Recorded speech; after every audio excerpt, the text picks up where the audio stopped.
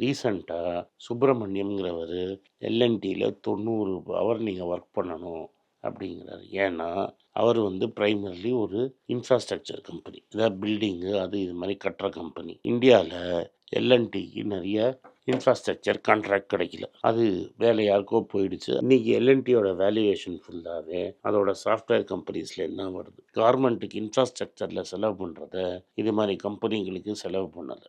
இதை ஏன் உங்கள்கிட்ட நான் சொல்கிறேன்னா, சுப்பிரமணியம், எல்என்டி, 90 ஹவர்னு எல்லாருக்குமே ஸ்ட்ரெஸ் இருக்குது. ஆனால் எல்என்டி சுப்பிரமணியம் என்ன புரியலன்னா, அவர் வந்து 51 கோடி ரூபா சம்பளம் வாங்குறாரு. ஒரு வாரத்துக்கு ஆல்மோஸ்ட் 1 கோடி ரூபா சம்பளம் வாங்குறாரு. போன வருஷத்துல இந்த வருஷத்துல அவரோட ஷேர் ஹோல்டருக்கெல்லாம் பெருசாக ரிட்டர்ன் கிடைக்காட்டாலும் அவர் சம்பளத்தை அவர் 43% ஏற்றிக்கிட்டாரு. நான் என்ன கேட்குறேன்னா, உன் எம்ப்ளாயி பில்லெல்லாம் நீ 43% ஏற்றி இருக்கிறியா? நீ ஒரு லீடராக இருந்தேன்னா உன் சம்பளத்தை கம்மி பண்ணி மற்றவங்க சம்பளத்தை ஏற்றணும். அதுதான் ஒரு தலைவனுக்கு அழகு.